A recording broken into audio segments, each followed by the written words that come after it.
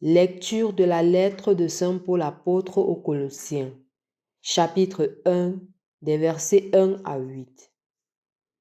Paul, apôtre du Christ Jésus par la volonté de Dieu, et Timothée notre frère, aux frères sanctifiés par la foi dans le Christ qui habite à Colosse.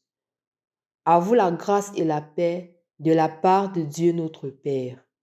Nous rendons grâce à Dieu, le Père de notre Seigneur Jésus-Christ, en priant pour vous à tout moment.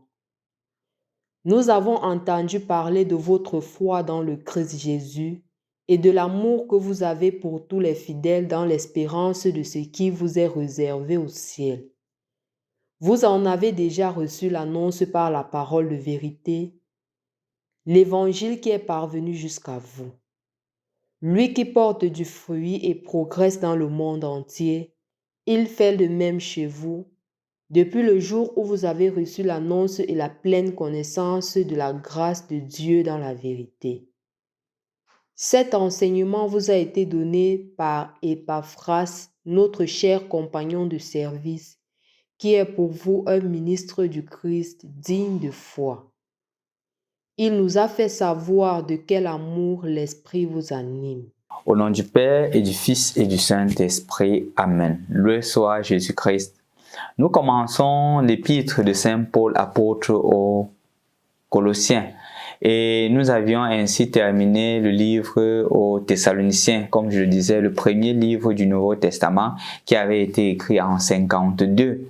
Aujourd'hui, nous continuons avec l'épître aux Thessaloniciens, aux Colossiens, autant pour moi. Et remarquez que Paul utilise les mêmes expressions.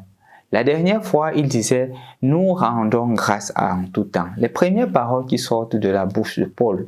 Et aujourd'hui encore, il dit « Nous rendons grâce ». En d'autres termes, nous eucharistions. L'Eucharistie, en fait, c'est l'action de grâce. Quand il voit la foi de ses frères, quand il voit l'annonce de l'Évangile qui s'est accompli à travers son frère, il rend grâce. Il rend grâce parce que le message de l'Évangile est arrivé. Et ce message de l'Évangile, c'est l'amour de Jésus annoncé à toutes les nations, annoncé au peuple de Colosse. Et quel est l'état d'âme de Paul? C'est l'action de grâce, c'est Eucharistie. C'est de dire merci au Seigneur pour ce qui est en train de se passer dans la vie de ces personnes-là. Parce que le Seigneur est en train d'agir. Nous eucharistions. Nous rendons grâce à Dieu pour votre foi. La question donc qui se pose ici se situe à deux niveaux. Est-ce que je rends grâce à Dieu pour ce que je suis? Parce que malheureusement, parfois, on passe le temps toujours à voir seulement ce qui ne va pas. On passe le temps toujours à se regarder d'un regard pessimiste.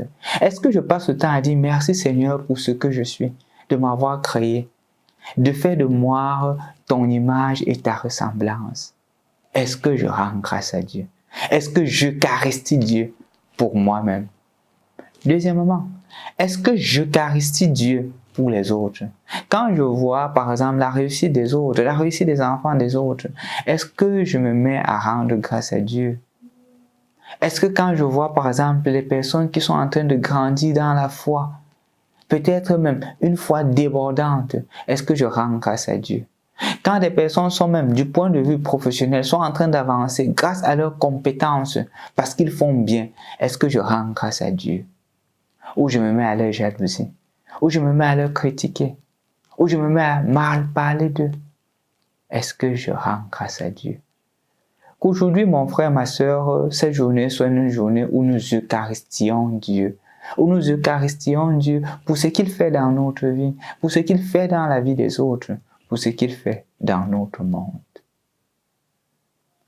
Au nom du Père et du Fils et du Saint-Esprit. Amen.